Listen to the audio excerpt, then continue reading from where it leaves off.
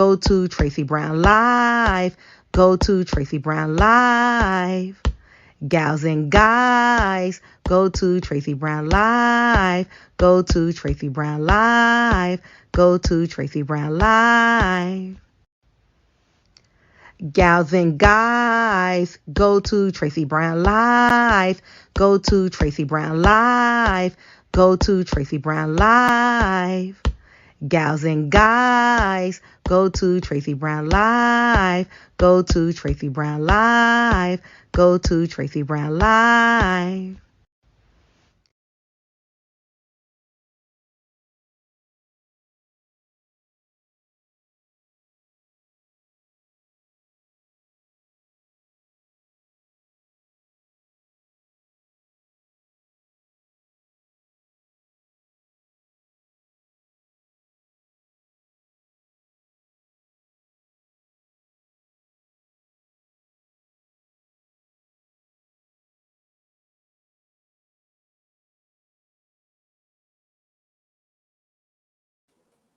Hi, everyone. This is Tracy. Come on in.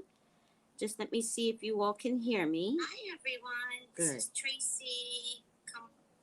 All right, good. Good for doing a mic check because my mic was muted.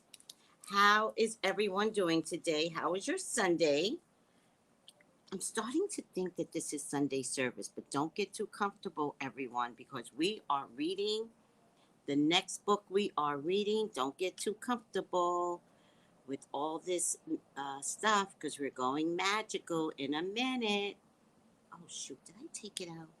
Oh, no, please don't. Oh, I took the. Okay. This is the next book that we're reading, Company of Prophets, African American Psychics, Healers, and Visionaries. I have no idea what this book has to tell us. I have not read it yet. I am not prepared or prepped with this book. I will learn what this book is trying to tell us as you do. This book is very hard to find. It is out of print. It can cost you up to $500. But as God's grace has it, through one of my group mates, she sent me the book. And it was like for $35. I don't even know how. And I think it came from the UK, as a matter of fact. I don't think it even came from the Americas. This book is us digging in the dirt, pulling out old stories, remembering old spirituality. So you could find this book as a PDF. So do Company of Prophets, PDF. It will show up. It should show up for free. I think I have a link somewhere if anybody needs the link, but you don't need the link that I have. You can Google it. Don't mix. Don't miss out on the next phase of spirituality, right? Because what you don't know about spirituality is magic. Magic is spirituality. There was nothing that Jesus didn't do magically when he was here. He prophesied. He made the blind man see. Not seen, see. He made the dead rise. Right? What other miracles did Jesus perform? Let me see. Oh, my favorite is the red wine. That's my favorite. Now, if I can perform some red wine magic, and remember his mama? His mama was like, Jesus, there's no wine. And Jesus says, Mother, it is not time. And she said that because he was running around the house. Look, Mom, magic. Look, Mom, magic. Look. She already knew he could, because they never brought wine. Jesus' mother, Mary, never brought wine. She was like, Jesus, just stick your finger in there, baby. And boom, the household had wine. So Mother Mary was like, oh my goodness, we ran out of wine. And he said, Mother, it's not time. No, he goes, woman. I love that he called her that. Like, seriously, Jesus. Like, He goes, woman, it's not time. She was like, but the people. Jesus, the people. And Jesus was like, God, should I do what my mother asked me to do? And God was like, boy, get them people some wine. And Jesus, because Jesus only listens to God, right? Clearly, he had to have a conversation with God. Y'all just didn't know it yet, right? And so he goes, Mother, I will give them wine. And boom. What about the fish? Remember the fish? Remember the fish? There was one time in my household where we did not have enough food, right? I don't even know why. And so many people were coming over. I remember praying to God, and I said, God, I don't need to eat, but we actually don't have enough food. So I'm going to hold back, and I'm going to portion out everyone's plate. And please, God, let no one notice. That's all I cared about, right? Because, they like to make fun of Tracy. Oh, we went over to Tracy's house. She ain't had no food. It's just like Tracy. And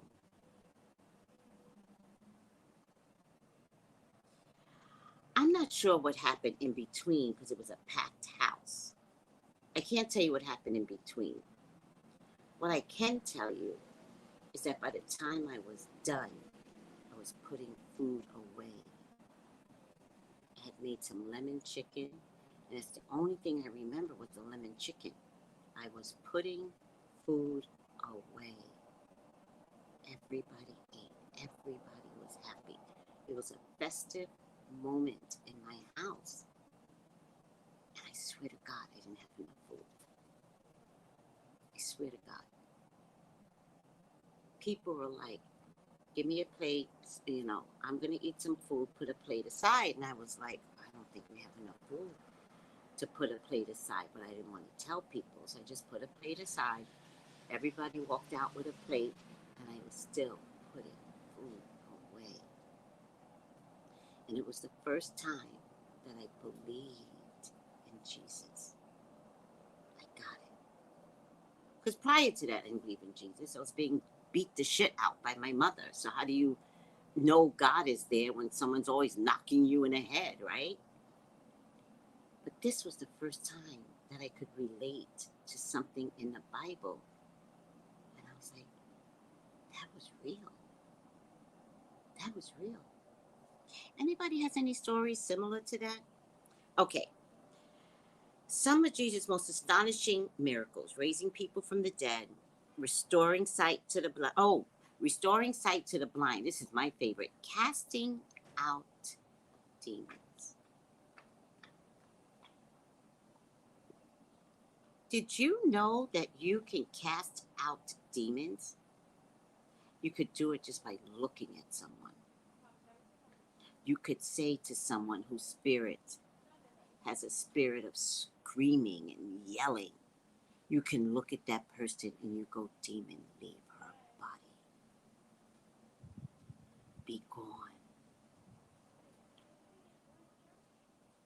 I mean, depending upon the severity of the mental illness, you might have to do it several times, but it still can be done. Cast out them damn demons.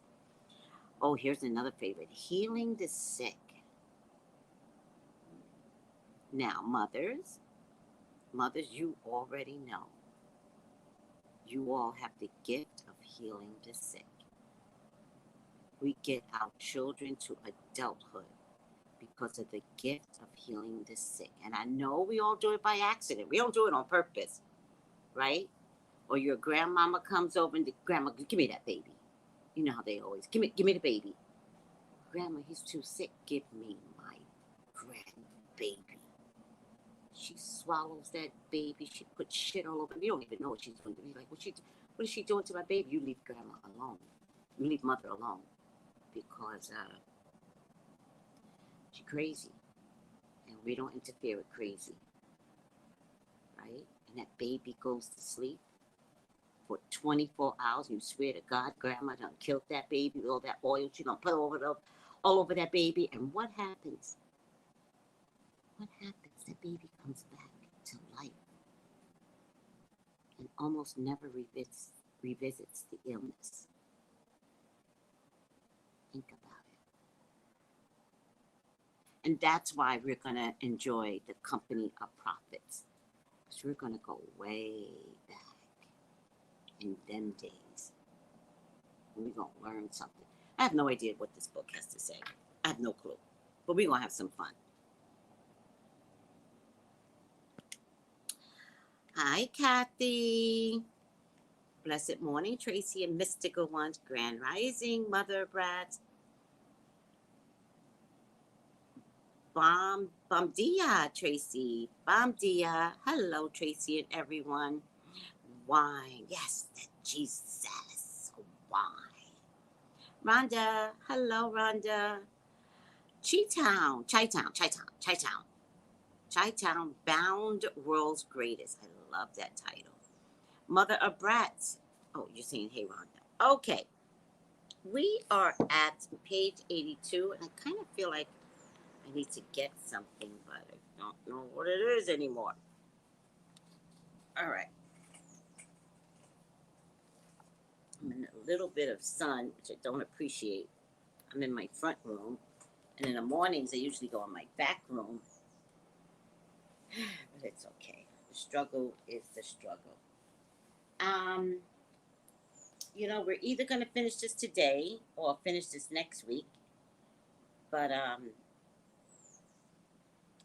Daphne from Cape Town. Hi. But, I just want to make sure you are all prepared to get the PDF, Company of Prophets. If you want to spend $500 for the book, go right ahead. Research the cheapest that you can find, but it's in the hundreds. I don't know if it's worth it. You can also PDF it and print it out, and bind it if you want. You can do it that way too. I wouldn't say drive yourself crazy. I also want you guys to know I am cooking soup for my neighbor. Apparently he loves my cooking, and he owned a couple of restaurants. And he said, so sheepish, he's like, I really like first I made him soup because he was sick, and then I made him black-eyed peas, which was amazing. And I made the black-eyed peas out of the can, and I just treated it as if it was fresh in terms of like what I put in.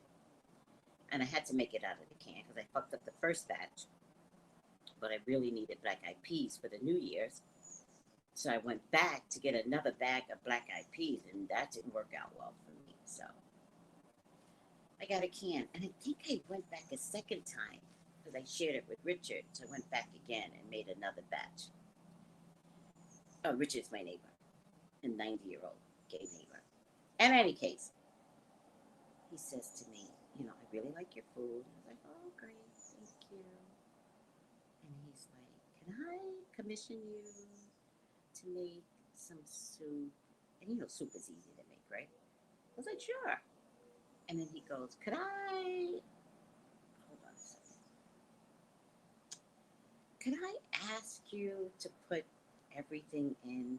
I was like, what is everything? He goes, everything. So I could tell that he's the type of soup eater that likes everything. I don't. I just like broth. Maybe some carrots. Maybe some broccoli. Like, I just like broth. The whole bowl of soup could be broth, and I'm happy.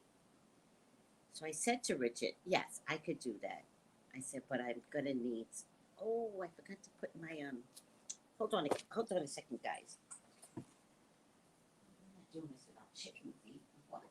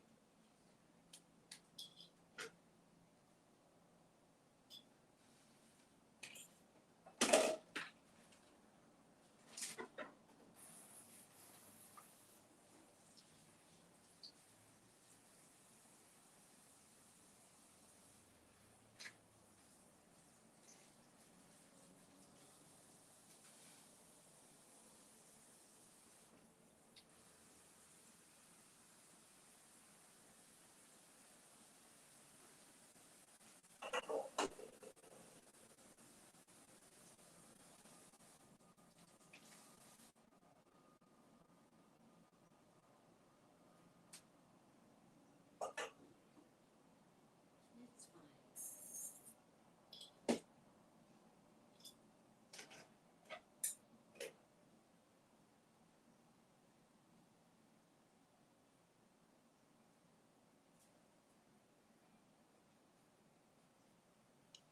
Okay, sorry about that. I learned something from my other elderly neighbor, driving me crazy, Miss Marion, who I found out is a little sick. So I'm gonna give her a call today, make sure she's doing okay.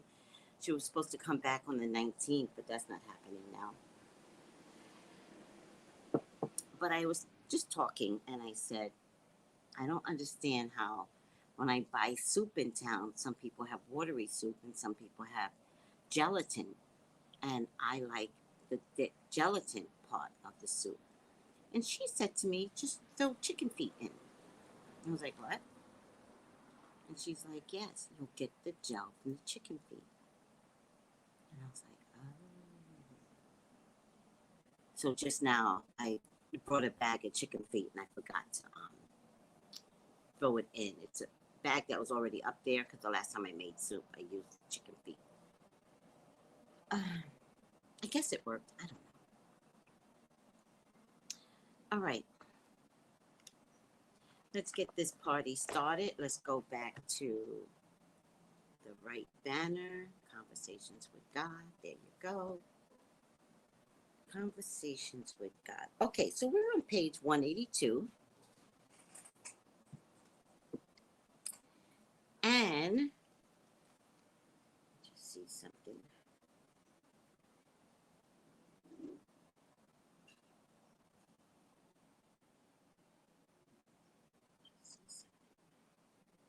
Make sure you guys can hear me.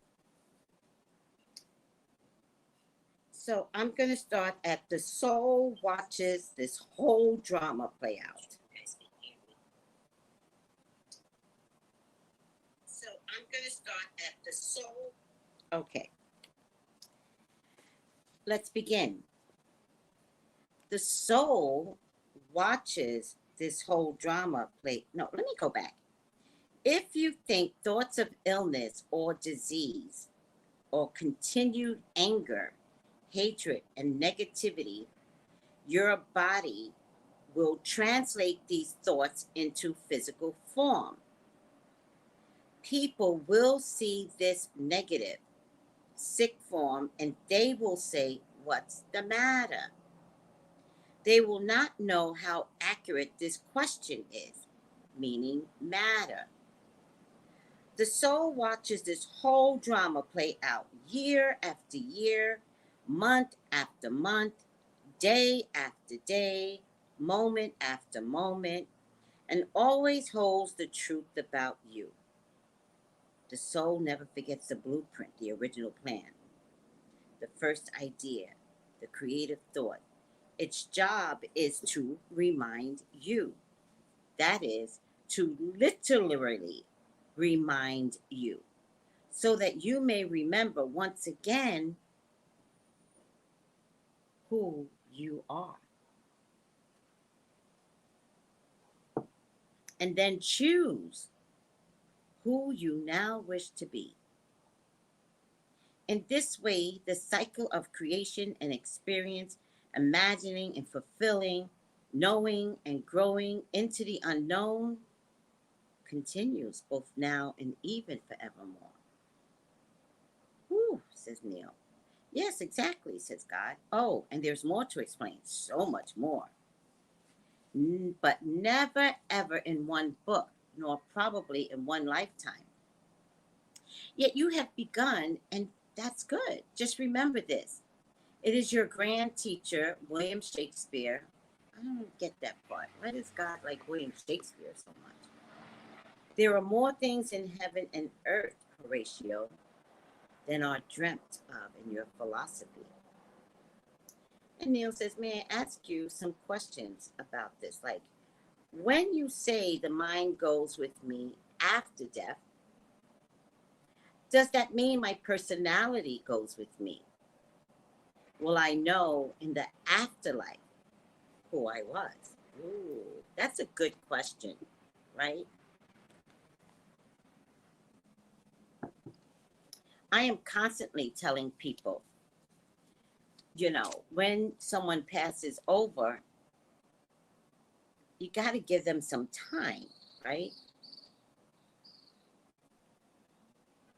Because although you may have loved grandma and grandpa did some shit. I promise you. I promise you. And so when they go over, they got to go through the book of life. So I would say, if this were a test, God, I would say we do remember ourselves. Because ourselves gets put into different lifetimes, right? The person, the soul stays with you through all of these different lifetimes. The personality might have some challenges in each lifetime, right? But the soul, oh my God, the soul stays the same. So Neil goes, may I ask some question about this? Like when you say the mind goes with me after death, does that mean my personality goes with me? Well, I know in the afterlife who I was, and God says, yes. And who you have ever been. It will all be open to you because then it will profit you to know. Now, in this moment, it doesn't. Now, I have a theory on that, right?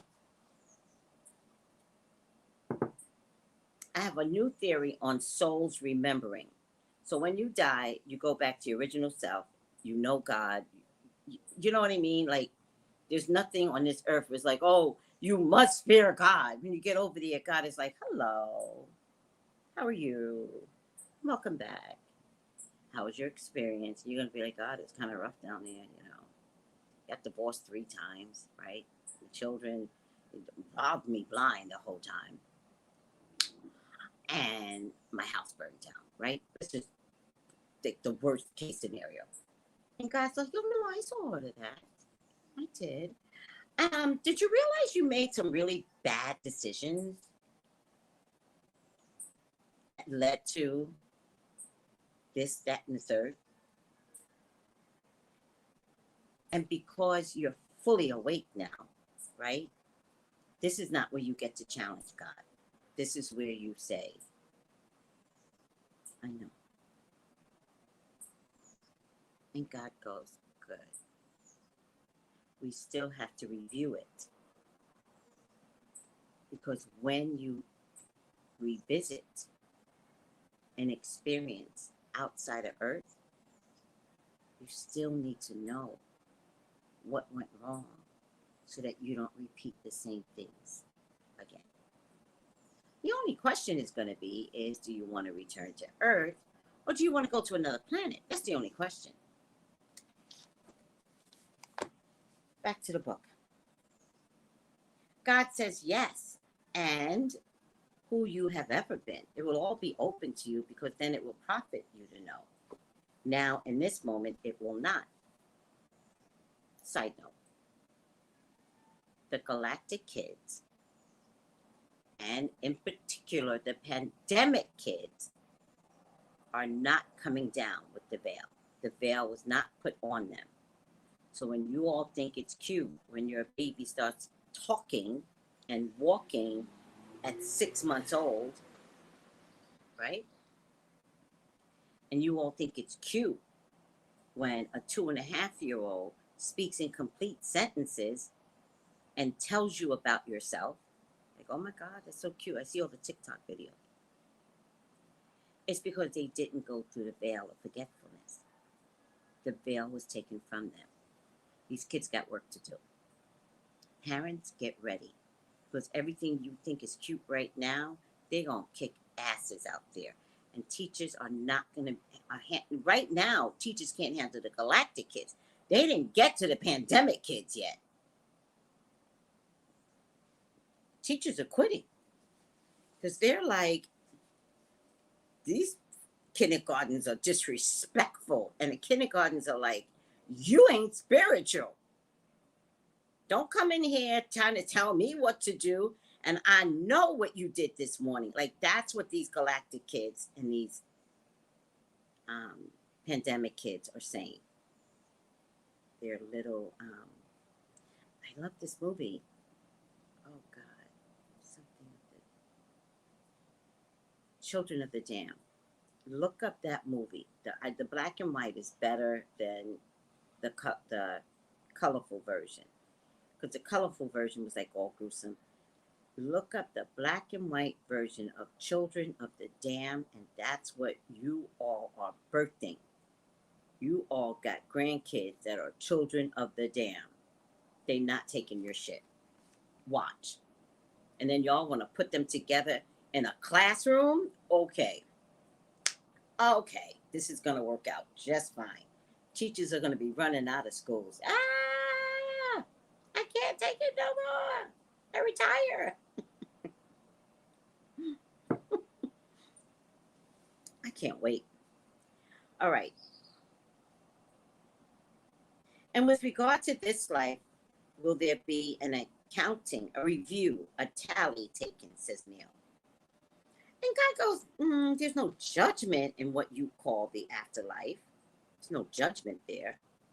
You will not even be allowed to judge yourself, for you would surely give yourself a low score, given how judgmental and unforgiving you are with yourself in this life. So, no, there's no accounting. There's no one giving thumbs up or thumbs down.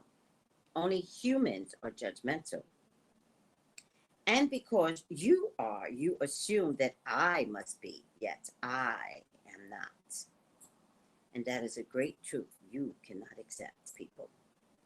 Nonetheless, while there will be no judgment in the afterlife, there will be an opportunity to look again at all you have thought, said, and done here, and to decide if that is what you would choose again, based on who you say you are and who you want to be. Like, I know for a fact I chose to be Black. I know this. This was not an accident. I also believe that I have been Black for several lifetimes. I also believe that I am Jewish. I also found out that Nigerians have a huge Jewish history. Or I could have been Ethiopian. I don't know. Right? I also know that I chose to be spiritual, but the only way I could find myself to be spiritual was under the psychic umbrella. I know this. I tried religion, and I hopped from church to church to church looking for my spirit to speak to me in church. Never spoke to me in church. Church is probably one of the most evil temples erected. And I mean evil. I mean controlling. I mean there's separatism. There's judgment. Like, it's such an ugly system. It's so ugly. And meanwhile, when you go to church, everybody looks at you with these, picket fence eyes, and they're like, hello, welcome. Thank you for coming. And I look at them like, devil. Just the way the galactic kids and the pandemic kids are looking at their teachers like, you fucked up and you want to come here and teach us? I know what you did yesterday, ma'am. Mm-hmm. I would play the game. I go into church and, good morning, Tracy. Mm-hmm. And I go, good morning, Mary Jo. How are you today? I'm fine. Here's your booklet, Tracy. Where would you like to sit today? I'll find my way. I don't exactly know which side of the church I want to be on today. It's such a challenge every week. That wasn't a challenge where to sit in church every day. The challenge was, Is the preacher going to be kind to his congregation? That was the real challenge. Is the preacher going to be kind to his graduation? Does the preacher have something to say? My favorite is to go to church and listen to a damn preacher that ain't got shit to say. You could tell when they don't pray, and you could tell when they pray. You could tell, especially in Baptist church, right? You could tell in Baptist church when they're talking about themselves and inside their ego, and when it morphs into anointing. It's two different people that comes out from your pastor. If the pastor even has that much grace in him. Most times you go to church and it's walk it out, or walk it out, or walk it out, or walk it out, or walk it out, or walk it out. I love that. He also tried to explain it on many talk shows. Bastard pastors.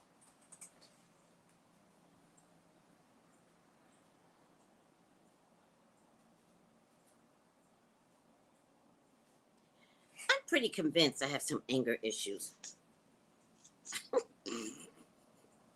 No, I'm pretty convinced of that.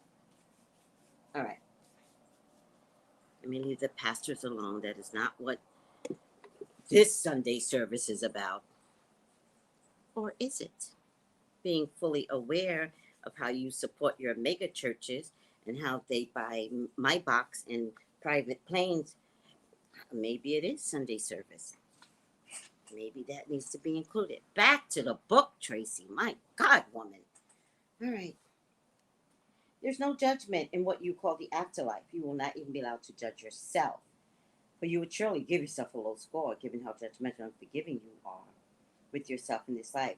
No, there's no accounting. No one giving thumbs up or thumbs down. Only humans are judgmental. And because you are, you assume I must be. Yet, I am not. And that is a great truth you can't accept. Nonetheless, while there be no judgment in the afterlife, it will be an opportunity to look again at all you have thought and said and done here on earth, and to decide if that's what you would choose again, based on who you say you are and who you want to be. There is an Eastern mystical teacher surrounding a doctrine called Kamalaka or Kamaloka. According to this teaching, at the time of our death, each person is given the opportunity to relive every thought ever entertained, every word ever spoken, every action ever taken, not from our standpoint, but from the standpoint of every other person affected. Oh, damn. Oh, shit.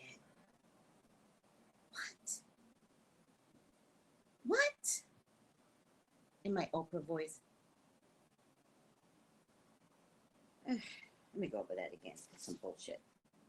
There's an Eastern mystical teaching surrounding a doctrine called Kamalaka or Kamaloka. According to this teaching, at the time of our death, each person is given the opportunity to relive every thought ever entertained, every word ever spoken, every action ever taken, not from our standpoint, but from the standpoint of every other person affected. Damn it. Do you know what that means? Do you know what that means? If this is true, and I'm wondering if you can opt in or opt out, then any word you ever thought, like anything you ever thought, do you know the thoughts I have? I have killed people. I have literally killed people in my head. No, really. Mack trucks running right through them in my head. Let me tell you a story. You know, always got a story, right? I was doing a reading.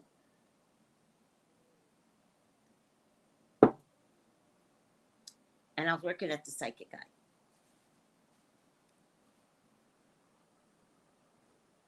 And this woman conjured up feelings inside of me about my ex. I was helping her with her marital situation.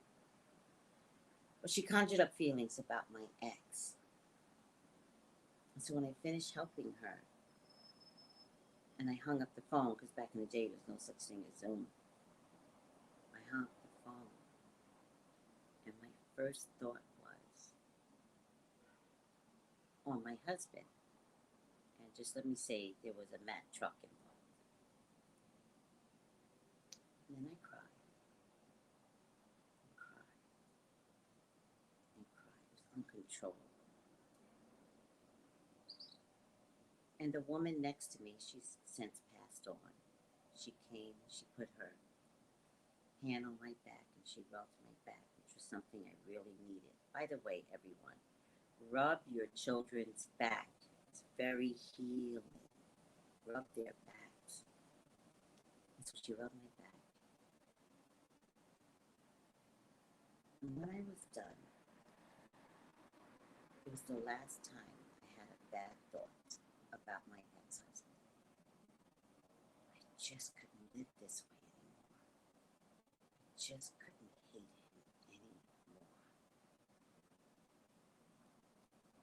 It was such a struggle.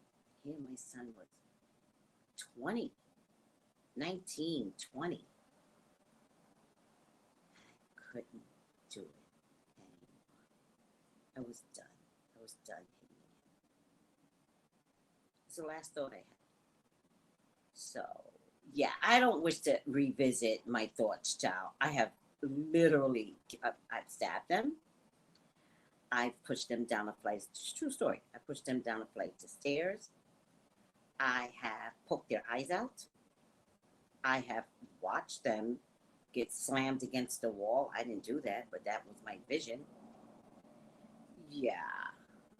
I mean, that was the unhealed Tracy. Have you guys ever done that? Just like wish the worst on people? Well, okay. Maybe it's just me. Okay. In other words, we've already experienced what we felt, thinking, saying, doing what we did. Now we're given the experience of feeling what the other person felt in each of these moments. Oh, I'm not doing that. And it is by this measure that we'll decide whether we'll think, say, or do these things again. I'm not doing that. I'm not doing that. This Kamalaka thing.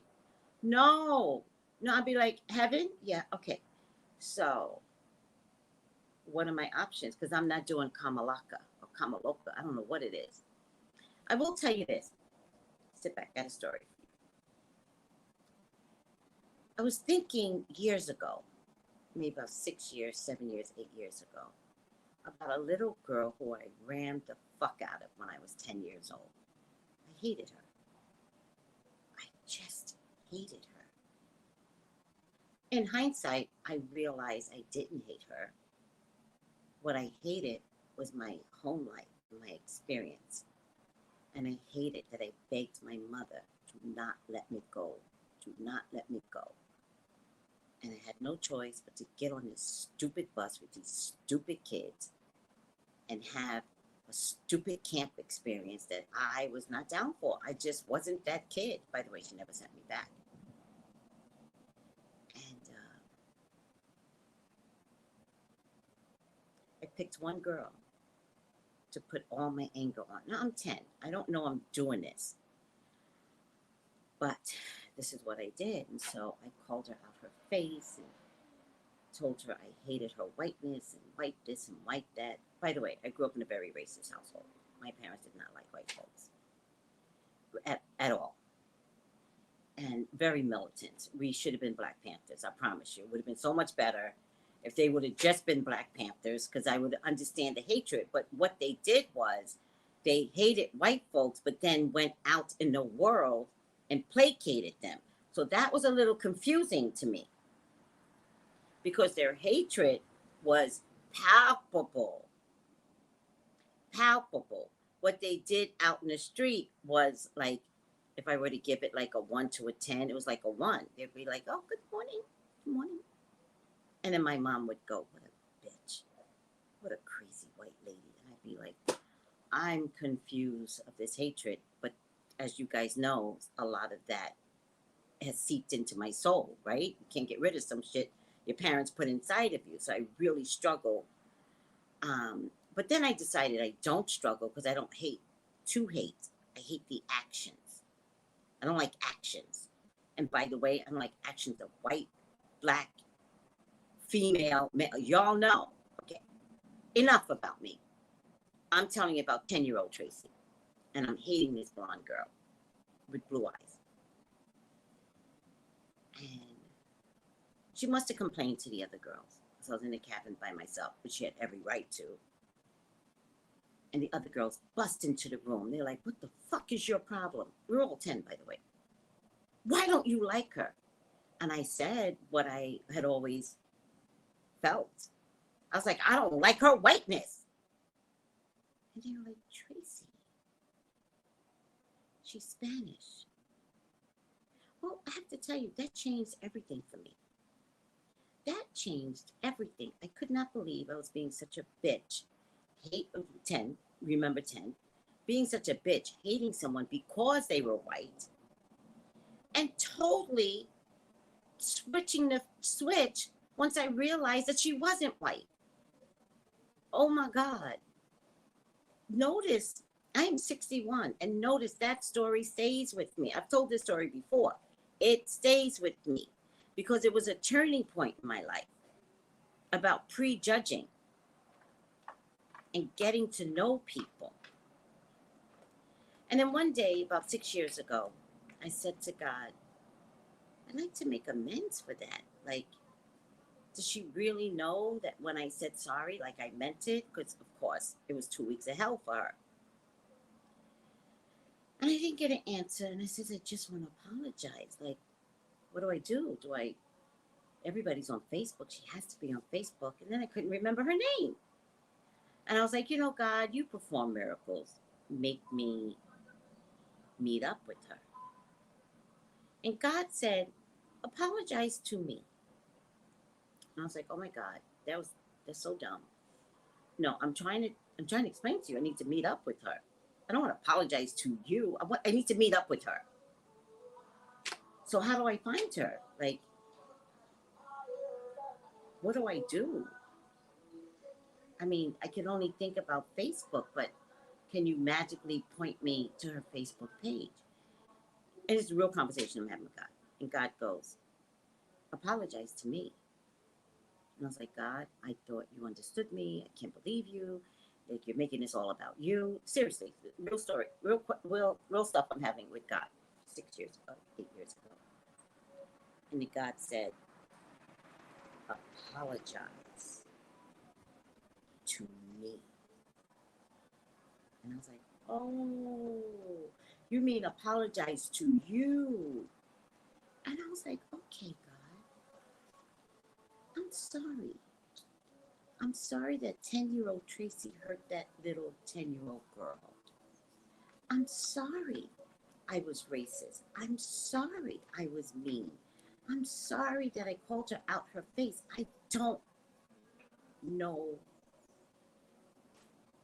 where I was at 10 years old to give that girl such a verbal beating. I am sorry. And I said it with all my heart. And then God said to me, you want to know what else you did? And at that time, I said yes, because I was so sorrowful for this one event. I can't imagine that there weren't other events. And so I said yes. And God said, lay down. And I did. And I can't tell you, because I don't remember everybody I've ever heard it in that session with God when he said, lay down. What I can tell you is how much I cried. And God showed me how hurtful I was with my words, with my dispositions, with my annihilation. And I think that was a spiritual breakthrough when I began to realize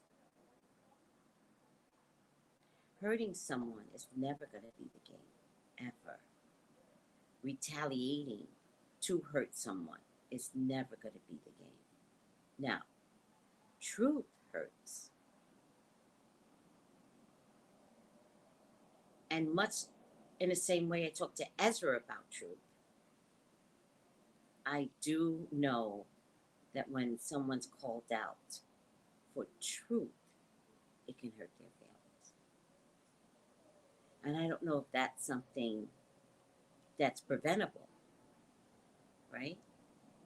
If someone says to me, Tracy, you're pretty racist, I would say there's a lot of truth in it, right? I'm not racist. I'm not like, if you knew my upbringing, yeah, there's a lot of truth in what you're saying. But I'm racist based upon actions in the world, not racist based upon your color. It just happens to be a lot in the same color, do a lot of things. So when I call it out, it comes across as if I am racist. But if that's how you feel, I would not agree. I would agree with you because I can understand from your perspective how I'm acting can be racist to you.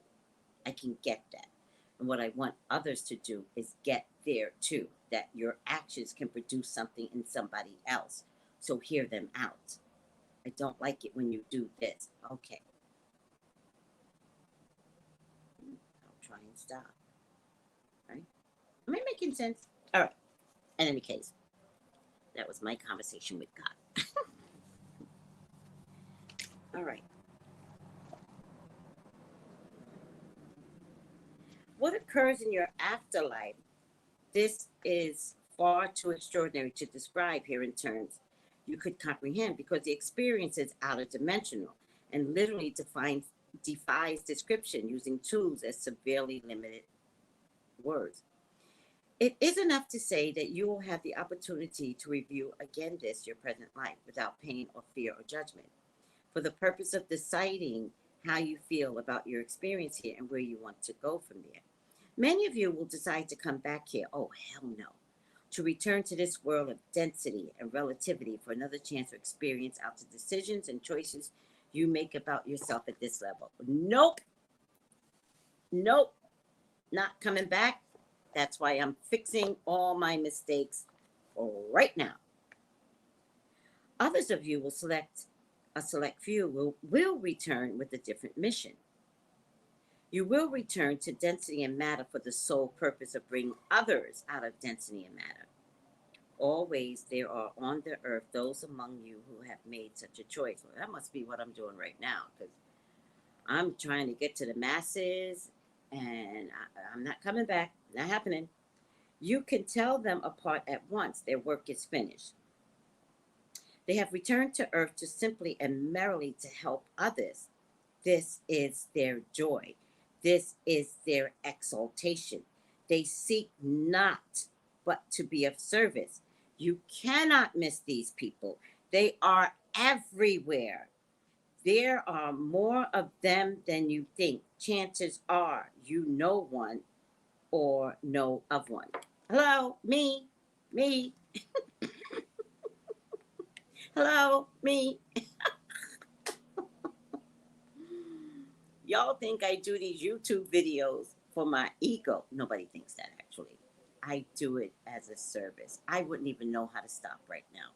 I mean, YouTube could be like, we'll never highlight you ever again. And I would be like, that's okay, YouTube.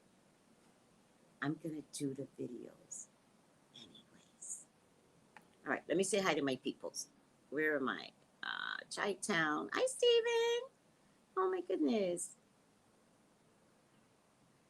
I've been through the same thing. Yes, Kathy. Playing that fake game was tiring for me and decided my comfort spot was at home. Hi, Bree. Love. This makes me feel so good to hear, right? Grand Rising Creative Soul. Okay, back to the book. You cannot miss these people. They're everywhere. There are more than you think. Chances are you know one or know of one, right? And Neil goes, am I one? And God goes, no. He goes, if you have to ask. You know you are not one.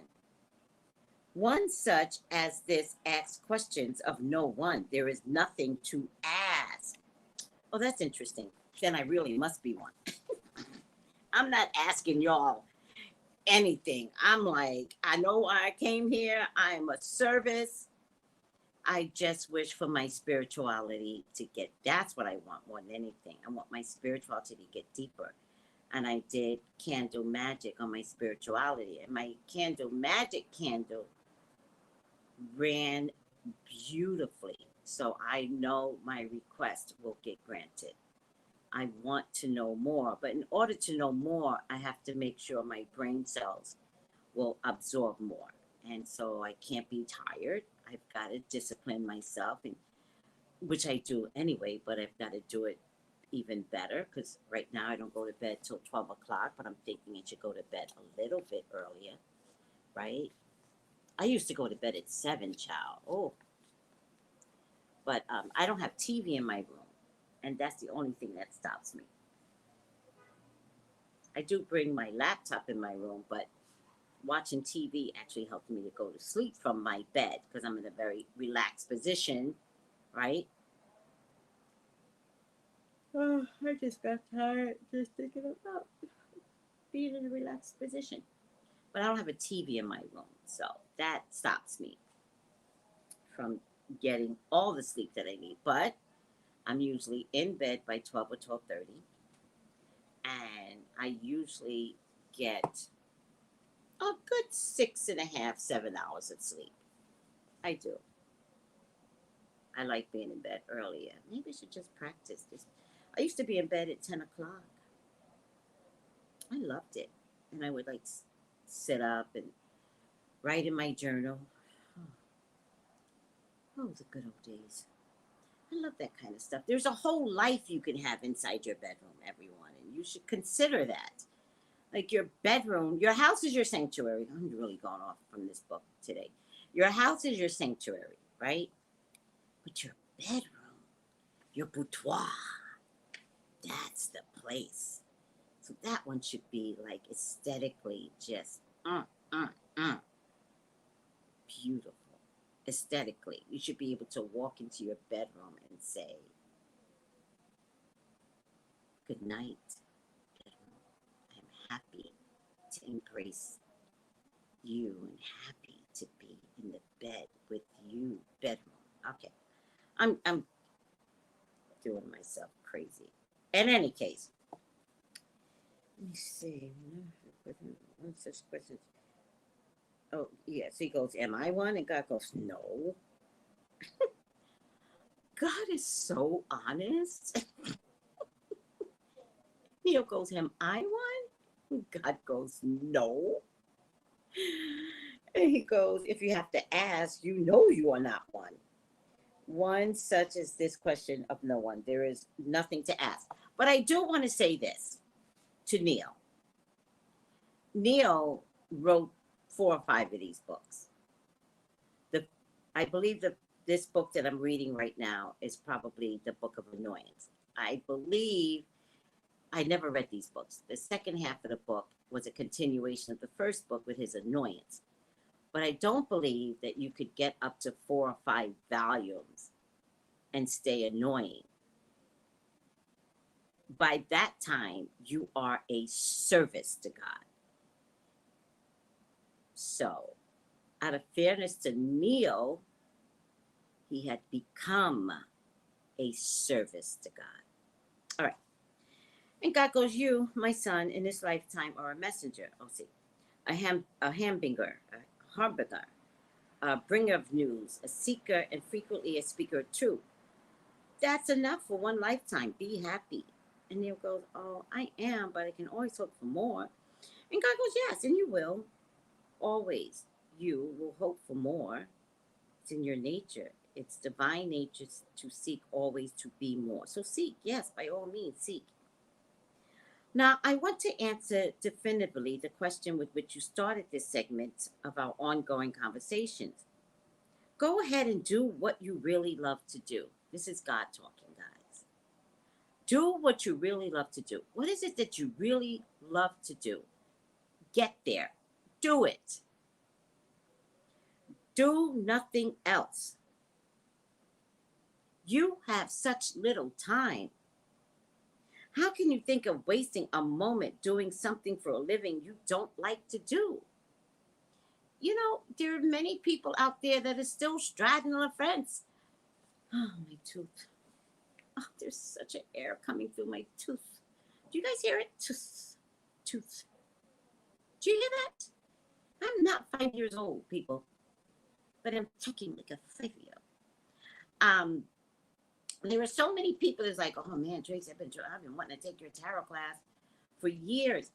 Make today the day that you decide to take the tarot class. It really does change your life. It really does. I don't know what that gift is I have. Oh my God. But everybody comes out forever changed. Take the tarot class. Start there. I'm not saying I'm your gift. I'm saying I'm the tool that could begin the journey. You never have to talk with me again. I give two shits. But take the tarot class and allow the slow burning of your soul evolutionizing where you are. There's so much strength in taking a tarot class. It's amazing. It's amazing. I just wish I had given tarot classes like 20 years ago. All the people I could have saved.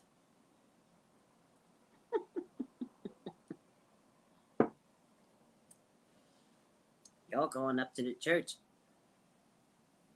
wanting to be saved. Nothing happens, right? When you get up to the front of the church and the church says, come up here if you want to be saved. And you go up.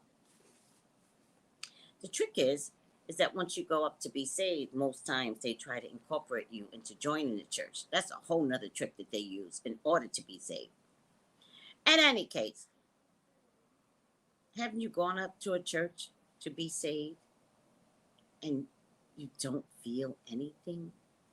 You're like, well, I know I came up because of some weird guilt and the need to be saved, kind of like John the Baptist, where John is like, be baptized, save yourselves, right? That was a little different. Those people came out of the water saved. Just going up to the church and come up to the church if you want to be saved. And sometimes they look at you and you're like, oh shit, they're talking to me. Pastor's talking to me. And then you're like, well, just see. Okay, Miss Johnson's going up. Miss Johnson goes up every week. She's the one that does that dancing when the trampoline starts. I don't know if I want to follow Miss Johnson. Miss Johnson kind of crazy. But eventually you get up and you go up there to be saved. And you come out thinking, let me light my cigarette. Let me cuss somebody out because folks done made me mad. I'm in church and you trying to text me and phone me. Let me light up my cigarette and let me cuss somebody out. And I better have my wine at home. Nobody better have touched my beer, right? That's not me, people. Today, it's not me. It might have been me back in the day. I say that to say, this is Heal Tracy talking to you. This is Spiritual Tracy. So glad I climbed that mountain. And if you want something different, take tarot class. All right. Go ahead and do what you really love to do. Do nothing else. You have so little time. How can you think of wasting a moment doing something for a living you don't like to do? What kind of living is that? That is not living. That is dying. If you say, but I have others who depend upon me, little mouths to feed, a spouse who's looking to me, I will answer, if you insist that your life is about your body, is about what your body is doing, you do not understand why you came here. At least do something that pleases you, that speaks of who you are. Then at least you can stay out of resentment and anger towards those you imagine are keeping you from your joy. What your body is doing is not to be discounted. It's important, not in a way that you think. The actions of the body were meant to be reflections of a state of being, not attempts to attain a state of being. In the true order of things, one does not do something in order to be happy. One is happy and hence does something. One does not do something in order to be compassionate. One is compassionate and hence acts in a certain way. The soul's decision precedes the body's action in a highly conscious person. Only an unconscious person attempts to produce a state of the soul through something the body is doing. This is what is meant by statement. Your life, this is what is meant by the statement. Your life is not about what your body is doing. Yet it is true that what your body is doing is a reflection of what your life is about. It is another divine dichotomy. Yet, know this. If you understand nothing else, you have a right to your joy. Children or no children, spouse or no spouse, seek it, find it. And you will have a joyful family, no matter how much money you make or don't make.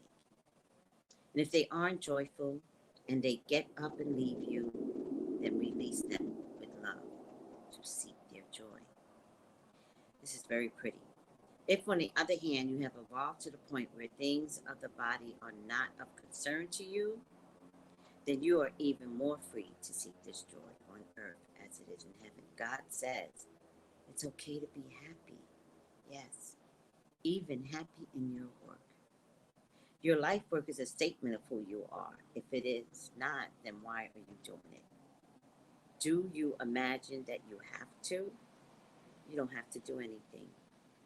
If man who supports his family at all costs, even his own happiness, who you are, then love your work because it's facilitating your creation of a living statement of self. If a woman works at job she hates in order to meet responsibilities as she sees them is who you are, then love your job, or it totally supports your self-image, your self-concept. Everyone can love everything the moment they understand what they are doing and why. No one does anything he doesn't want to do. You know, I've had many conversations with clients, and they will say to me, Tracy, I hate this. And it could be their marriage, could be their job. And I say to them, be really careful about what you say that you hate. Let's say it's your job. Because the universe wants to help you. And the universe will say, she doesn't like her job. And God will say, no,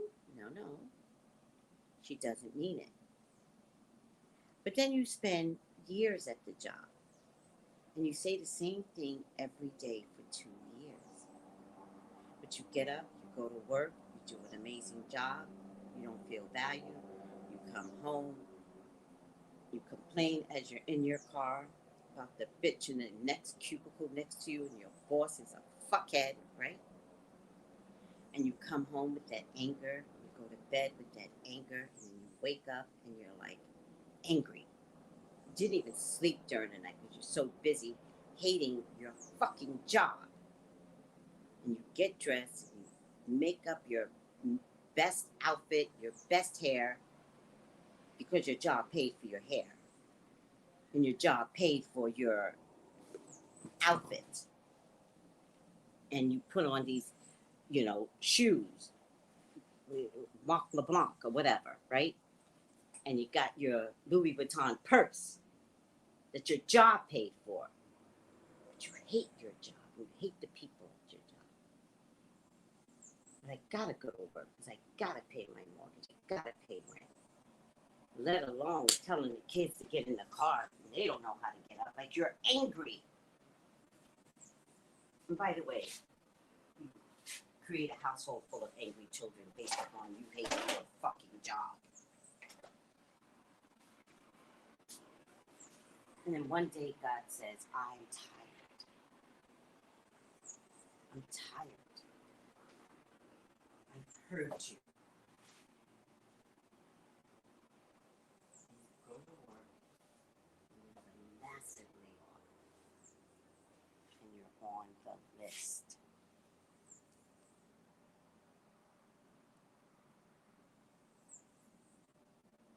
Think about that.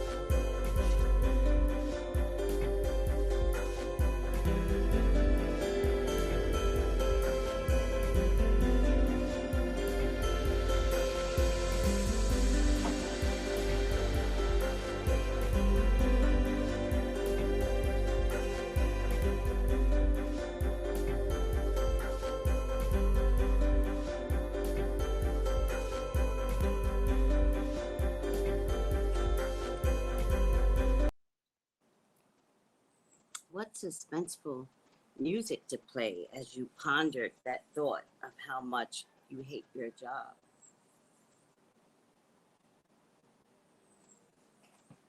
Learn to go to work better people. Learn that your job does pay your rent.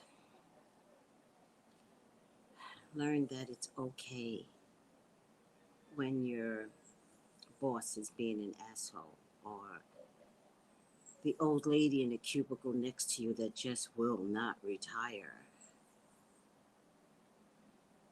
Maybe we can look at things from a different perspective, because we don't want to lose our jobs. So let's learn to go to work happy. Well, let's start out by waking up happy because you have a job that does pay your mortgage. And let's greet our children with happiness. Hey, babe, time to get up. Gotta go to school. Because how you act is what they put out to their teachers and to their friends. I promise you. When you go to parent-teachers night and the teacher complains and you're like, oh my God, like I don't even know that kid. No, the kid is you. It's you. So change how you greet your children for breakfast in the morning. You're the first person that they see after having an experience with God throughout the night in their dreams. And then get in the car happy. It does work, I promise you. Play some easygoing music. Try something different. What kind of music is this, Mom? It's classical music. Shut up and listen. We're going to getting classy now, right? Have fun, right? They're going to appreciate it because they're going to see a change in you, which will bring a change in others, and blah, blah, blah, blah. And I promise you, you're going to go to work happy. But remember, the people around you aren't going to change because they aren't working on themselves. Only you're working on yourself. And learn to look at the pile of paperwork on your desk and computer and happily type away. Oh my God, I got so much accomplished today by being happy. Who knew happiness was a whole thing? And then leave your job and tell the bitch next to you, bye, sweetie, I'm going home. Well, you go home to a crappy house. Oh, okay. All right. Good night. See you tomorrow. And just giggle. Just giggle. Because you know when you look at that old lady next to you, and it doesn't have to be an old lady. It could be a little 30-year-old bitch too. The 30-year-olds are crazy, right? And you could be like, oh, child, I'm just happy I'm not that. And I pray for the temples to grow. Because now I see, right? I see the lack of happiness. And get in your car and listen to Tracy Brown Live, because she's the only one that's going to help with your spirituality job. And I'm kidding. You have many choices. And pick up your kids and try not to go to McDonald's because that just kills their soul too. Little do you know. And cook something. Get the kids involved in cooking something. You only have a few hours to spend with them. Before you know it, you're putting them to bed. And then go to sleep more exhausted than you've ever been because you're doing something different. So you're really tired being happy. It's the funniest thing that happens. Like, man, this nice person shit, this is tiring. So go to bed earlier. It's okay. And repeat. And repeat. And repeat until being nice and happy. It's just in you. And then you'll have people say that to you, right? They'll be like, oh my God, you're so nice. And you're like, I work at it. People say that to me all the time. They go, which I don't know what they expect. When they see niceness, they recognize it, but they're shocked by it. It's just crazy. And they go, you're so nice. And I'm like, it's an effort that I put in to be nice. And they just kind of look at me like, okay, yeah, okay. All right, back to the book, people. Got to get back to the book. All right.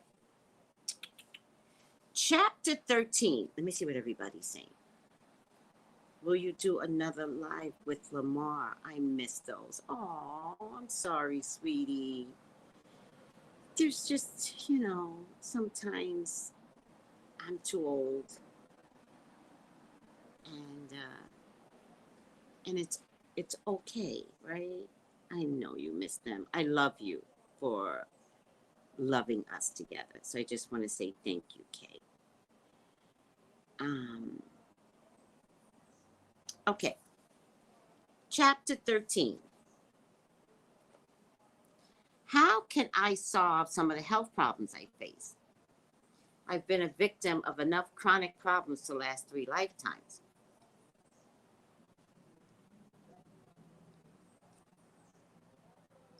Why am I having them all now in this lifetime? Oh, Lord, Neil, we're at the end of the book.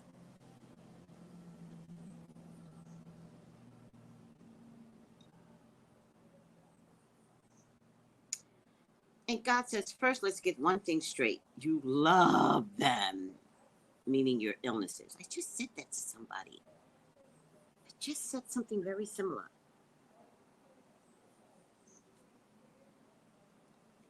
You love them, most of them anyway. You've used them admirably to feel sorry for yourself and to get attention for yourself. On a few occasions when you haven't loved them, it's only because they've gone too far, meaning your health, farther than you thought they would when you created them, meaning your illness. Now let's understand what you probably already know. All illnesses are self-created. Did you guys know that? Shit.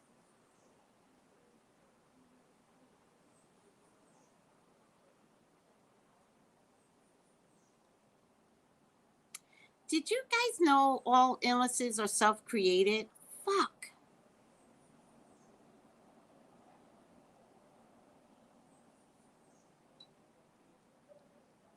All?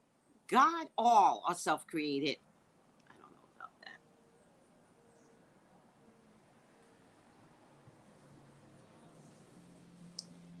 All right. All illnesses are self-created. Even conventional doctors are now seeing how people make themselves sick. Most people do so unconsciously. They don't even know what they're doing. So when they get sick, they don't know what hit them. It feels as though something has fallen on them rather than that they did something to themselves.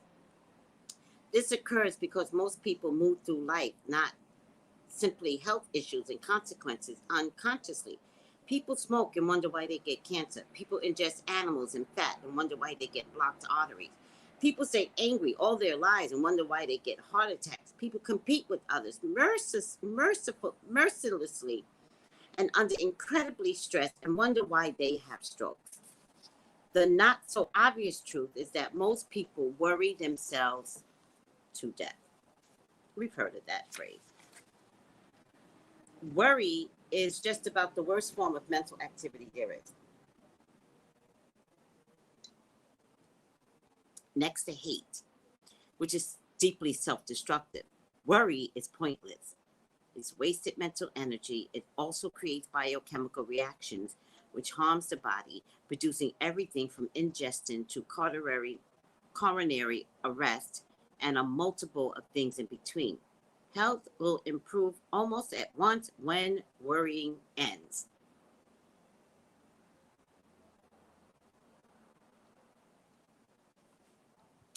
Listen, people, my tooth fell out my mouth in front of you. And then I went to the dentist. I thought it was an easy fix. And it fell out my mouth over the New Year, so that didn't help my New Year's. And I went to the dentist, and the dentist said, "Oh, no, we can't put this back in because we lost the metal. It broke off. So we have to remove the whole bone graft and then create a tooth, full tooth, and then wait 6 months and do it again." And I was like, "Oh, this is what you call hell." And I was like, "All right, fine. How much?" And he says $1,700. And I was stunned. I was stunned. I just couldn't think. And the doctor kept talking to me, and I did hear him, but I didn't really care to hear him after that because he was saying something about you can get dentures and you can have dentures, and the dentures can include the one tooth in the front, and but once we take the bone graft out, your body begins to heal, and so we can never readdress putting something there. So you kind of like have to make a decision right now. And so that I heard, and I was like, yeah, I'll make a decision right now. And he goes, we could do it today. And I was like, no, we will not do it today. I need time. And he goes, will 3 weeks do? And I said, yes. And I left out. I sat in my hot car. And I thought, all right, God, I have a tooth that fell out my mouth. And I'm not going to worry, God. I'm not going to worry. I don't know why this is happening, but I'm not going to worry. And it was the lack of worrying that helped me to come up with a solution, right? So, just understand that worrying doesn't work. And if you take worrying out the equation, the solutions will start to like pump into your head. So, Sweet Carmel says how we treat ourselves, what we allow around us, who we keep around us, situations we stay in or choose to get into, causes and maintains illnesses. Yes. Mm-hmm.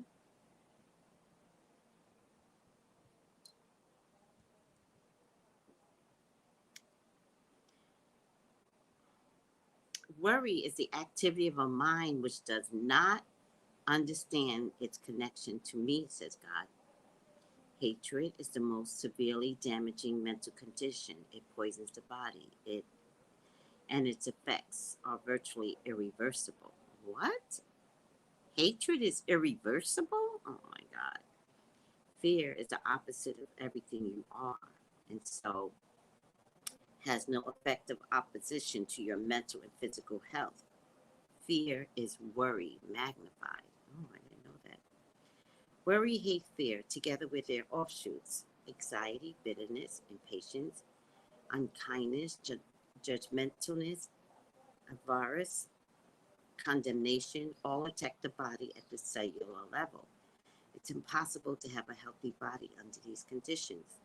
Similarly, although to a somewhat lesser degree, conceit, self-indulgence, and greed lead to physical illness or lack of well-being. All illnesses created first in the mind. Damn.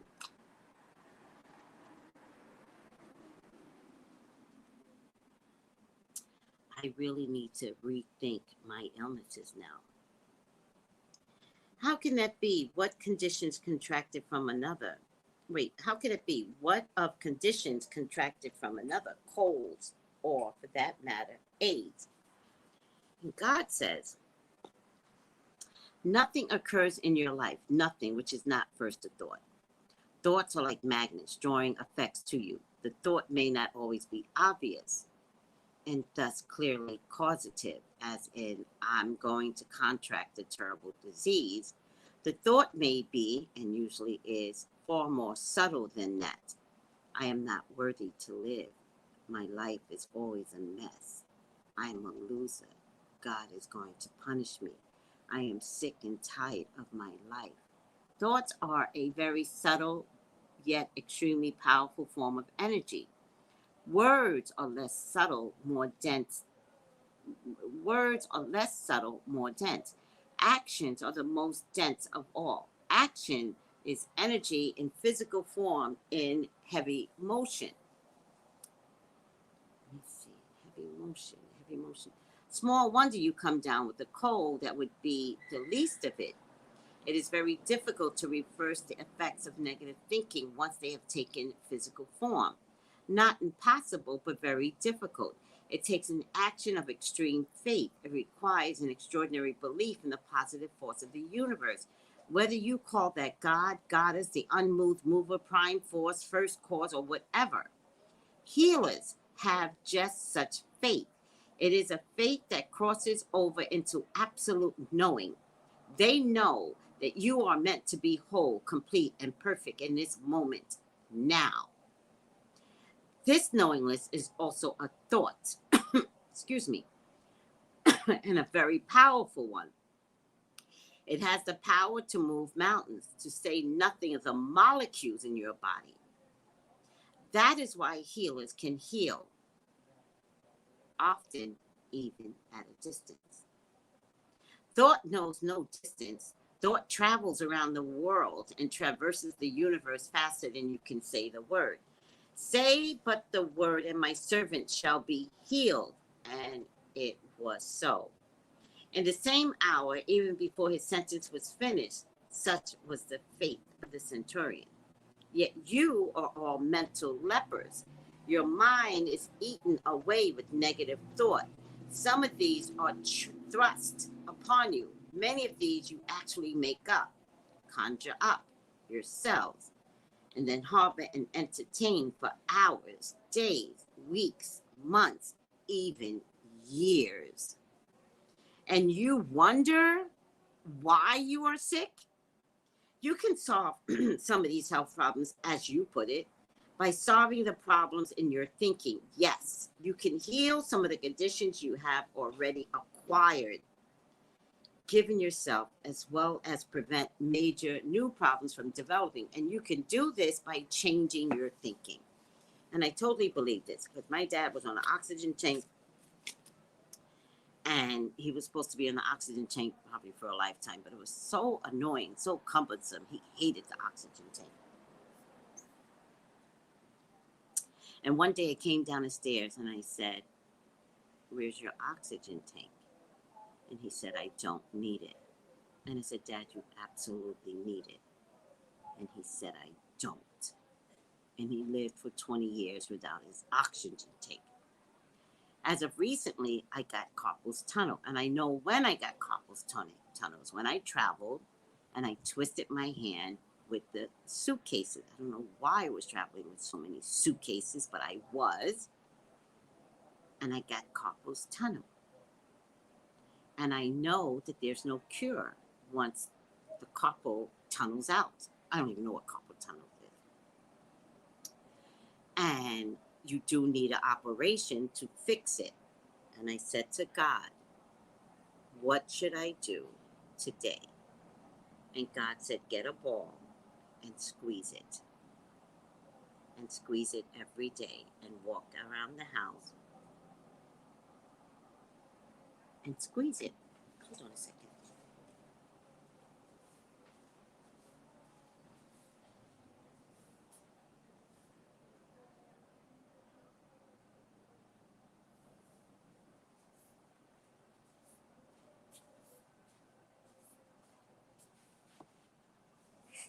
And every once in a while, something does happen, and I could feel the carpal tunnel showing up again.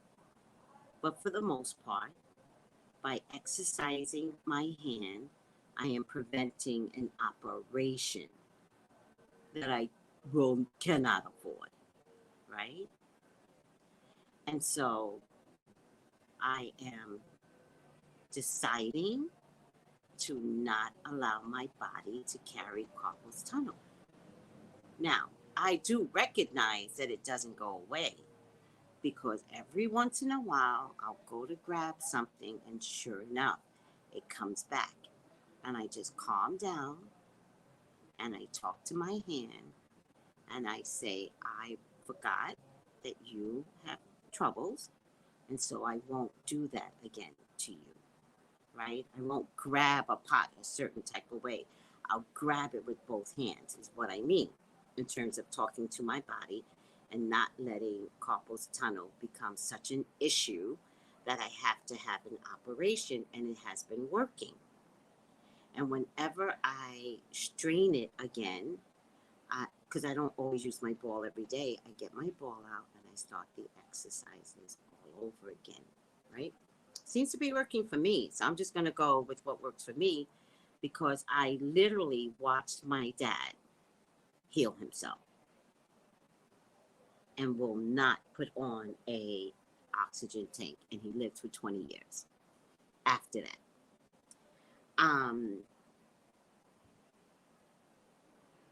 Let me see.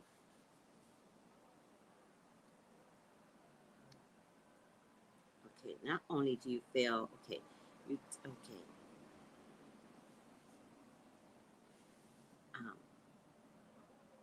you can do this by changing your thinking. Also, I hate to suggest this, but it sounds so mundane coming as if it were from God. But for God's sake, take better care of your body.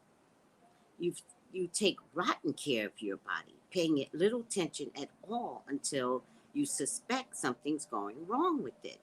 You do virtually nothing in a way of preventive medicine. You take better care of your car than you do your body, and that's not saying much. Not only do you fail to prevent breakdowns from regular checkups, once a year physicals, and the use of therapies and medicines you've been given, why do you go to the doctor? Get her help, then not use the remedies she suggests. Can you answer me that one? You also mistreat your body terribly between these visits, about which you do nothing. You do not exercise it, so it grows flabby and worse, weak. Weak from non use. You do not nourish it properly, therefore weakening it further. Then you fill it with toxins and poisons and the most absurd substances, poisonings as food, and still it runs for you.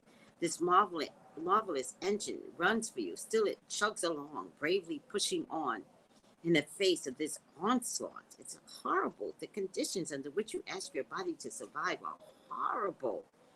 But you will do little or nothing about them. You will read this, nod your head in agreement, regretfully, and go right back to the mistreatment.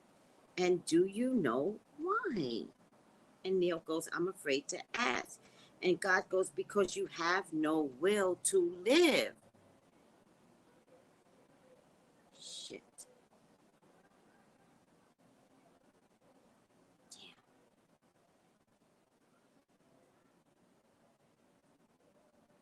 Wow. And Neil goes, that's a harsh indictment.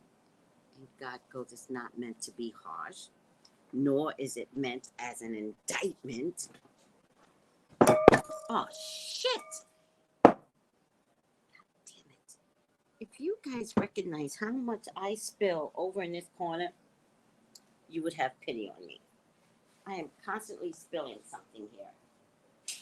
Oh. Usually it's water, but now it's coffee. All right. Lord, help me, Lord. Help me, Jesus, Lord God. Help me, help me, help me. All right. It's okay, Lord. It's okay. It happens. Shit happens.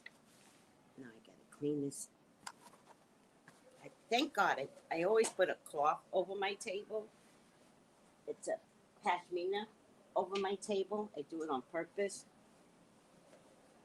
Just because I do know how clumsy I am all day, every day. So clumsy. What's this? All right. Sorry, guys.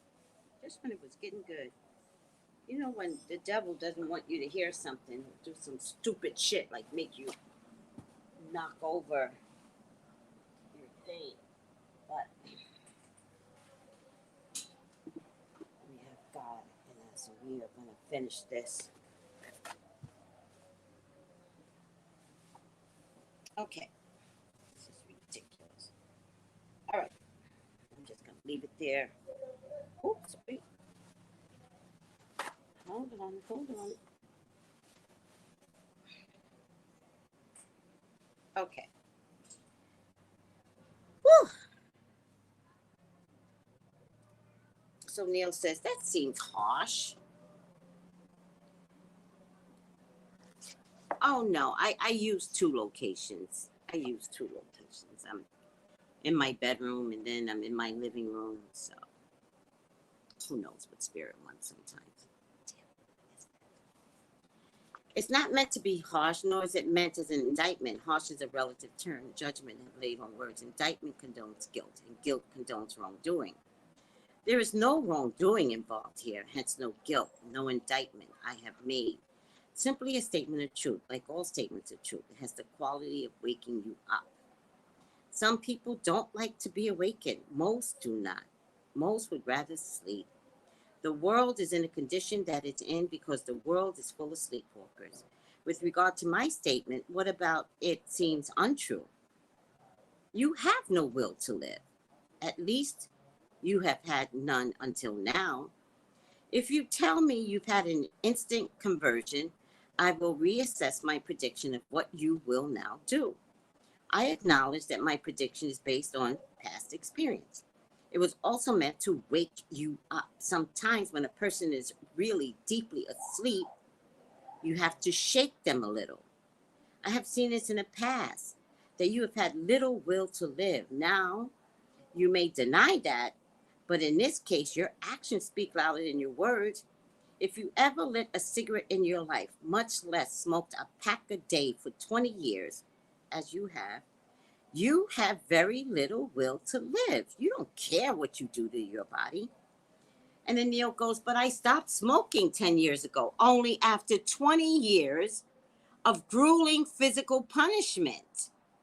And if you ever taken alcohol into your body, oh, come on, God. Alcohol is a problem? Damn.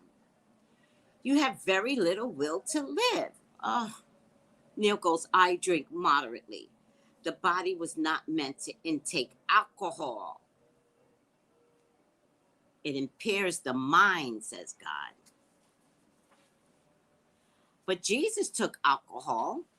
If he went to the wedding and turned water into wine, so who said Jesus was perfect? Oh Lord. Oh Lord.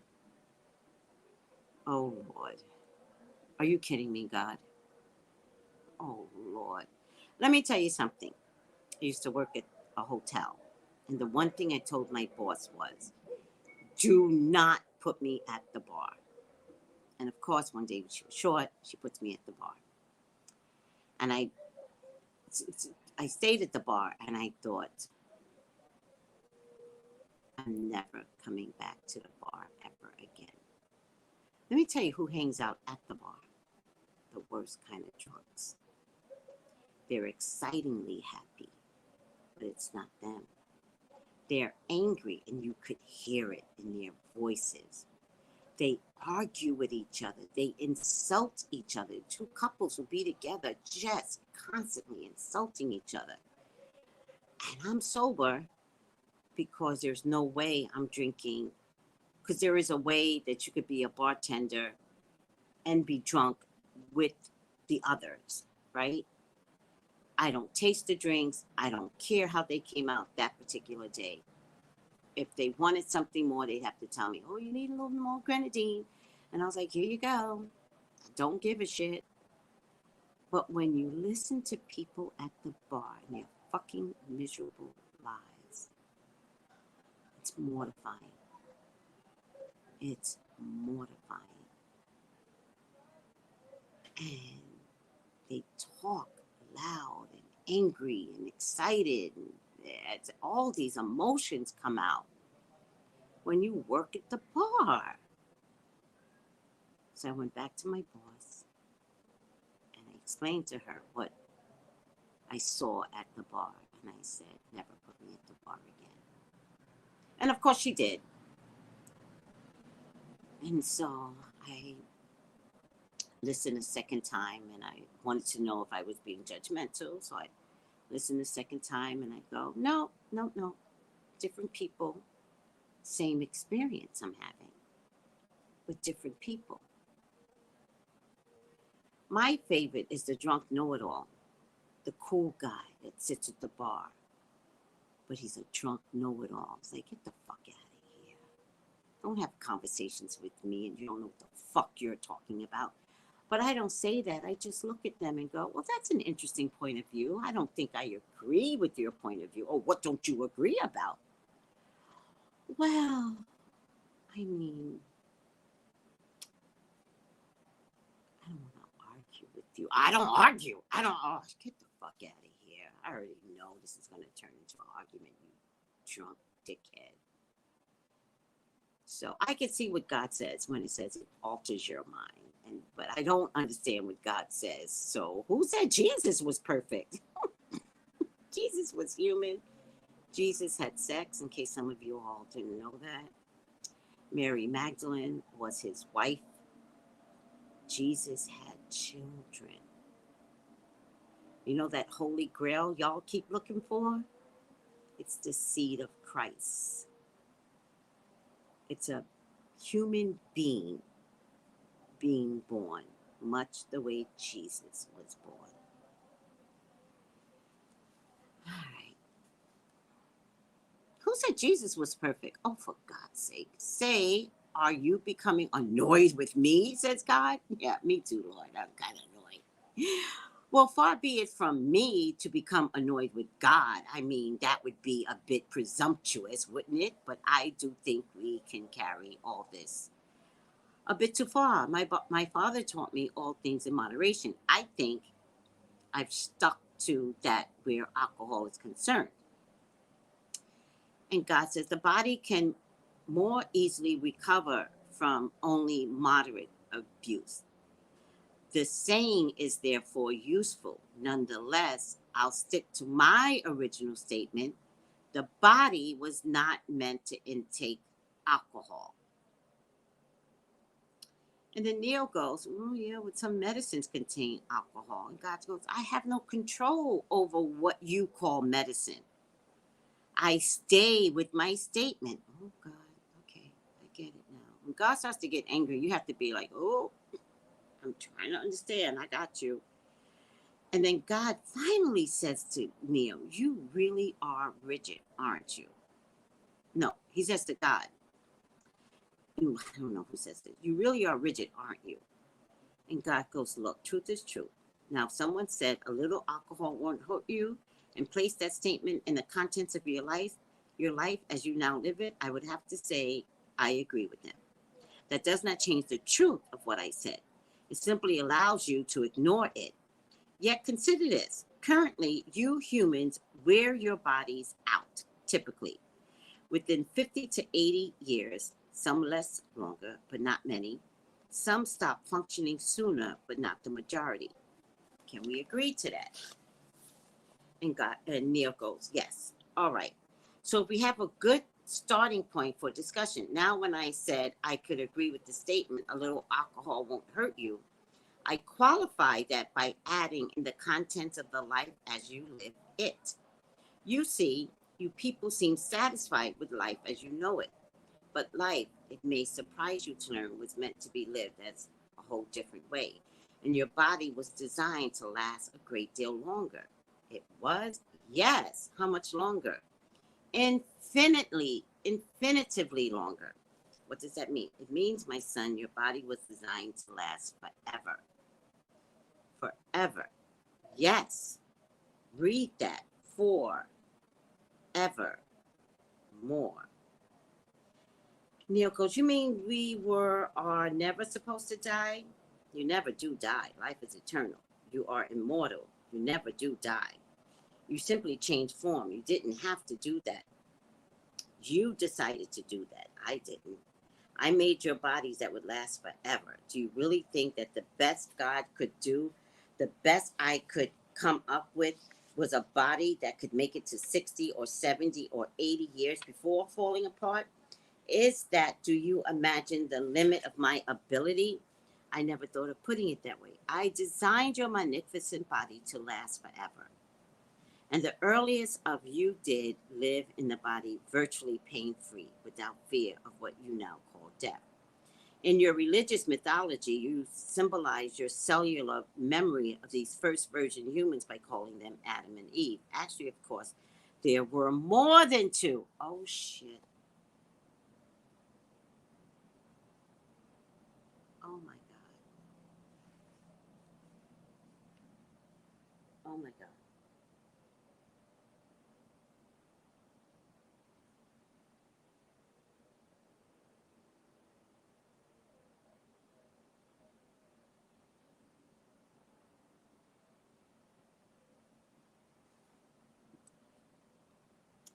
There were more than two. There were more than two Adam and Eves. What is God actually saying? We'll visit that later. At the onset, the idea was for you wonderful souls to have a chance to know yourselves as who you really are, through experiences gained in the physical body in the relative world, as I explained repeatedly here. This was done through the slowing down of the unfathomable speed of all vibration, thought, form to produce matter, including the matter you call the physical body. Life evolved through a series of steps in the blink of an eye that you now call billions of years. And in this holy instant came you out of the sea, the water of life, onto the land, and into the form you now hold. All right, I think I'm going to stop here. Let me see.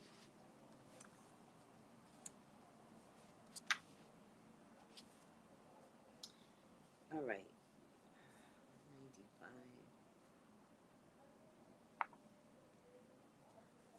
95. I'll talk for 15 minutes more. I'll do a full 2 hours today. Then the evolutionists are right. I find it amusing, a source of continuing amusement, actually, that you humans have such a need to break everything down into right or wrong. It never occurs to you that you've made up those labels up to help you define the material and yourself. It never occurs to you, except to the finest minds amongst you, that a thing could be both right and wrong. That only in the relative world are things one or the other. In the world of absolute, of time, no time, all things are everything. There is no male and female. There is no before and after. There is no fast and slow, here and there, up and down, left and right, and no right and wrong. Your astronauts, your cosmonauts have gained a sense of this. They imagine themselves to be rocketed upward to get to outer space, only to find when they got there that they were looking up at Earth. Or were they? Maybe they were looking down at Earth. But then, where was the sun? Up or down? No, over there, to the left. No, suddenly a thing was neither up nor down. It was sideways, and all definitions thus disappeared. So, it is in my world, our real realm, all definitions disappear, rendering it difficult to even talk about this realm in definitive terms. Religion is your attempt to speak of the unspeakable. It does not do a very good job. No, my son, the evolutionists are not right. I created all of this, in the blink of an eye, in one holy instant, just as the creationists have said. And it came about through a process of evolution, taking billions and billions of what you all call years, just as the evolutionists claim. They are both right. As the cosmonauts discovered, it all depends on how you look at it. But the real question is, one holy instant, billions of years, what's the difference? Can you simply agree that some of the questions of life's mystery is too great for even you to solve? Why not hold the mystery as sacred? Why not allow the sacred to be sacred and leave it alone? And Neil goes, I suppose we all have an insatiable need to know. And God says, but you already know. I just told you. Yet you don't want to know the truth. You just want to know the truth as you understand it. This is the greatest barrier to your enlightenment. You think you already know the truth. You think you already understand how it is. So you agree with everything you see or hear or read that falls in the paradigm of your understanding and reject everything which does not. And this you call learning. This you call being open to the teachings. Alas, you can never be open to teachings so long as you are closed to everything save your own truth. Thus will this very book be called blasphemy, the work of the devil by some. Yet those who have ears to hear, let them listen. I tell you this, you were not meant to ever die. Your physical form was created as a magnificent convenience. a wonderful tool, a glorious vehicle allowing you to experience the reality you have created with your mind, that you may know the self you have created in your soul.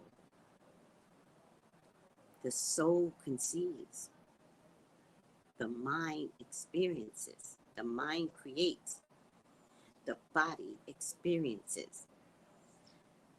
The circle is complete. The soul then knows itself in its own experience. If it does not like what it is experiencing, feeling, wishes a different experience for any reason, it simply conceives of a new experience of self and quite literally changes its mind. Soon the body finds itself in a new experience.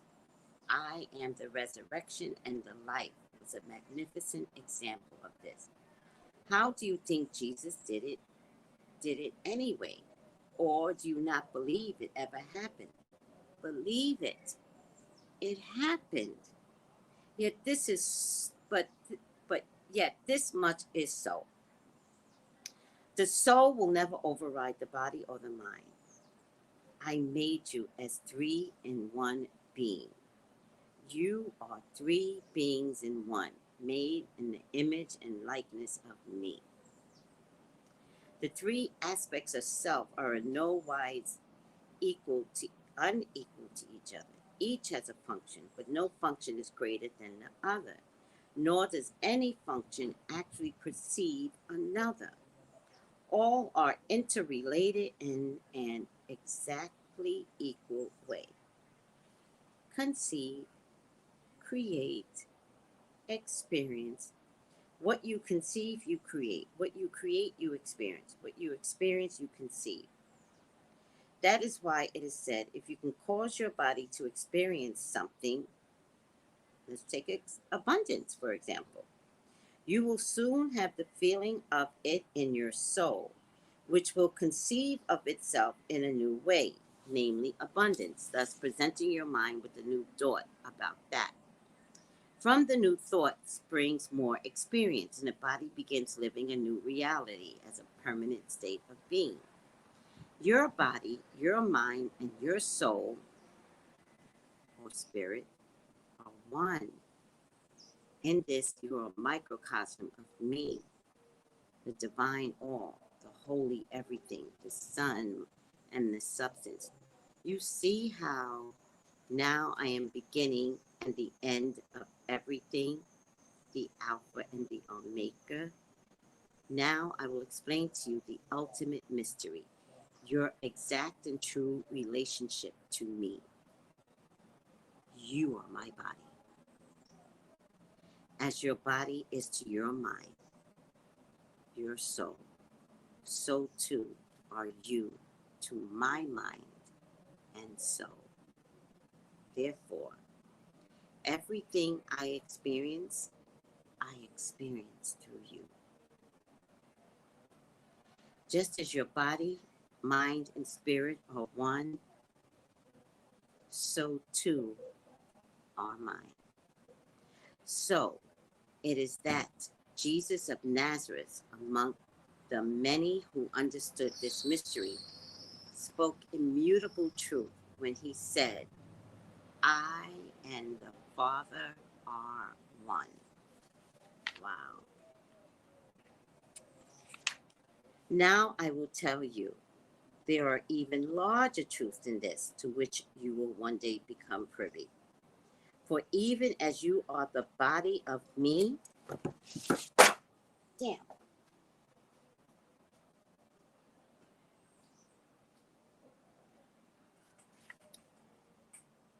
Now I will tell you this. There are even larger truths than this, to which you will one day become privy. For even as you are the body of me, I am the body of another. Shit, what? And Neil goes, you mean you are not God? And he goes, yes, I am God. As you now understand him, I am Goddess. as you now comprehend her. I am the conceiver and the creator of everything you know and experience. And you are my children, even as I am the child of another. Oh, shit. This is mind blowing. Are you trying to tell me that even God has a God? I am telling you that your perception of the ultimate reality is more limited than you thought, and that truth is more unlimited than you can imagine. I am giving you ever so small of a glimpse of infinity and infinite love as a much larger glimpse, and you cannot hold it in your reality. You can barely hold this. Wait a minute. You mean I'm really not talking with God here? And God says, I have told you, if you conceive of God as your creator and master, even as you are the creator and master of your own body, I am the God of your understanding. And you are talking with me. Yes, it has been a delicious conversation, right? Delicious or not, says Neil. I thought I was talking with the real God. The God of gods, you know, the top guy, the chief honcho. You are. Believe me, you are. And yet you say there is someone above you in his hierarchy scheme of things. We are now trying to do the impossible, says God, which is to speak of the unspeakable. As I said, that is what religion seeks to do. Let me see if I can find a way to summarize this.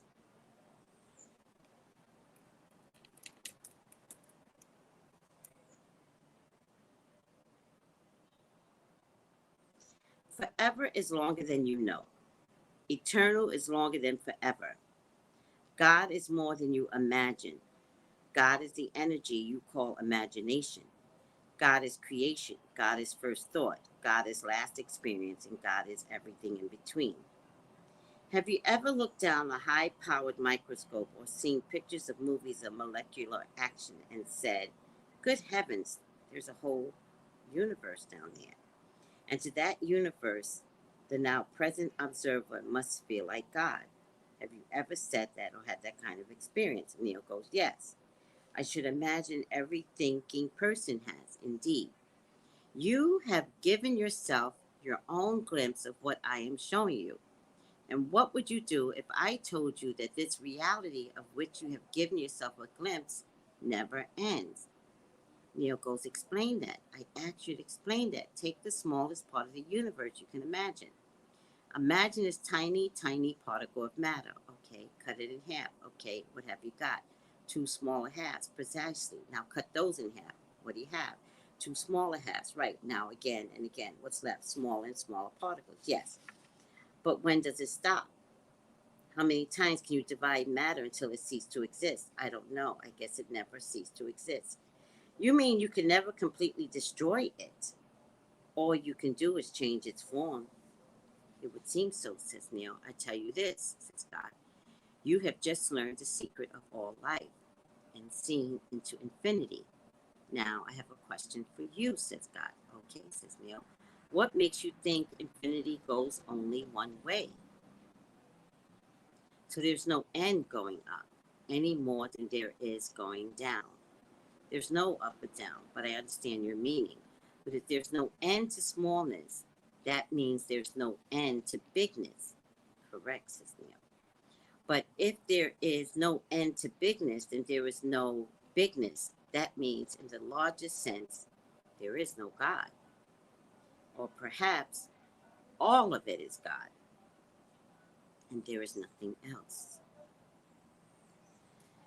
I tell you this, I am that I am, and you are that you are. You cannot be. You can change form all you wish. You cannot fail to be. Yet you can fail to know who you are, and in this failing, experience only the half of it. And Neil goes, that would be hell.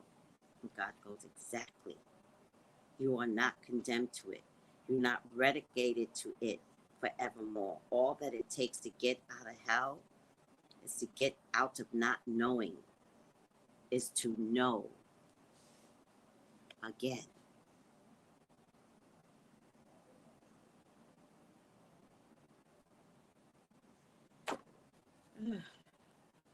You know, years ago, and I might have been very, very young, maybe in my 20s,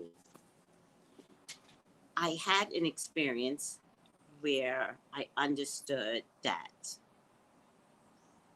God was many beings, but I also don't think I understood it. And I think I understand a portion of it, that even God comes from God, another being. And another being from God is another being. And another being from that being is another being. And isn't that what we do here on earth? As humans, we have an ancestral train that, is it really surprising you if there was a same type of ancestral birthing of sorts of God? Because I understand that there's no limit to the universe. I get that.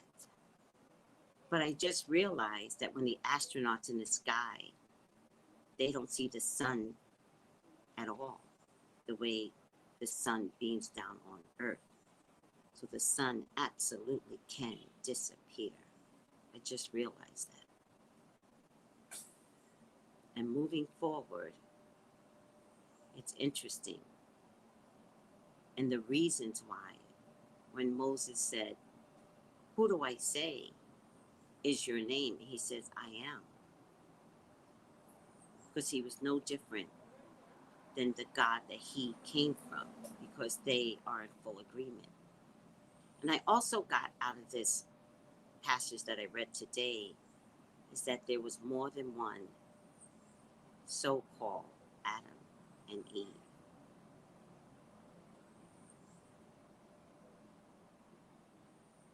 Interesting.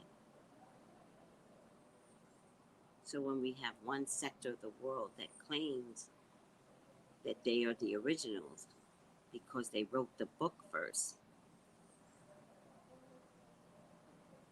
my core belief is that the Ethiopians were the originals. Somewhere in Africa, although that's where Ethiopia is, somewhere in Asia, there were more than one Adam and Eve. Now, we do know from science that all human beings come from the black woman. We know that from science. So we would have had to have been here first. And that's a period.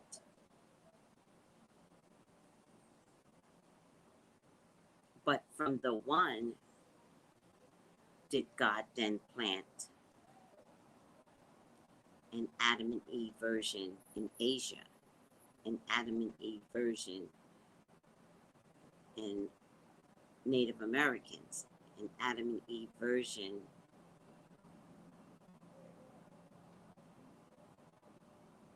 anywhere in Antarctica.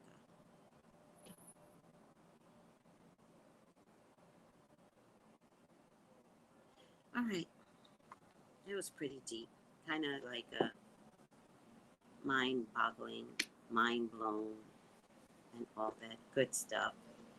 A lot to think about, guys, a lot to think about. Hey, Sky, God has and always will be bigger than we can even think, limitless. Therefore, we are limitless in growth, right?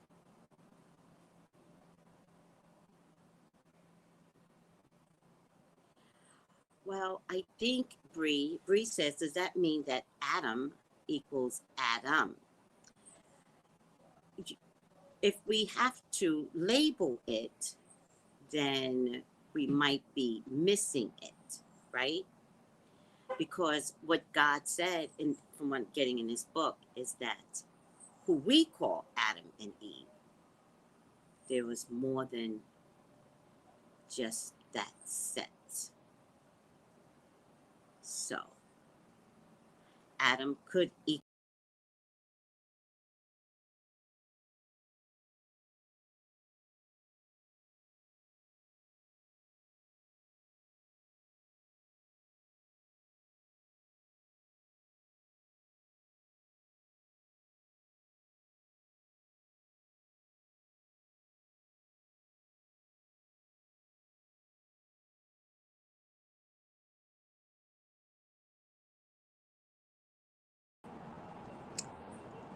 I'm back, guys. Adam could equal Adam, but which Adam are you talking about? So I guess it just depends. The answer could be yes, but the trick is not necessarily the name Adam, is what I'm trying to say. Adam might have a different name in Africa. All right, guys. I hope we did well. Right, Sky? I'm just like getting it. Sky goes, I believe that. There are more than one versions of Adam and Eve. Oh my God, that's mind blowing today. We're elevating, guys. We're elevating. This feels so good to get this knowledge. We're elevating because nothing makes sense, guys. Think about it. If we all came from original people, like the Bible has told us, well, that group of people committed first murder. Cain and Abel, first victim, first adultery, first molestation, first rape. Have you read the Bible? And I'm always thinking, how could this be original me? Fuck. Imagine that there are others of the version that they called Adam and Eve. Imagine that. Which Adam and Eve do you belong to? Because I don't belong to the one originally in Genesis of the Bible. Interesting, don't you think?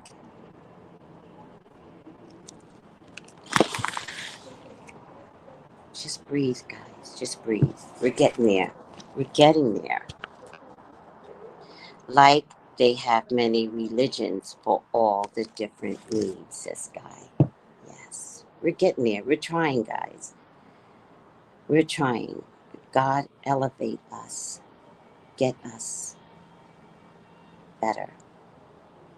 We don't want to be ignorant anymore. Just allow us to get there together, right? This is not a solo thing. Together, and maybe it might only be 25 of us on the purple brick road, knowing, just being a part of knowing is the better gift than trying to dissect the knowing. Just breathe. All right, guys, I love you. I better get up out of here. This book is so good, right? Ooh, child, this took me out this morning, says Bree. Right? Ooh, breathe. Guys, have a good Sunday. You deserve this after all the work you put in this morning. Ciao. Go get some ice cream. Go get a pizza. That's what I would do. You do what you want to do. And I'll see you again. I promise. I love you.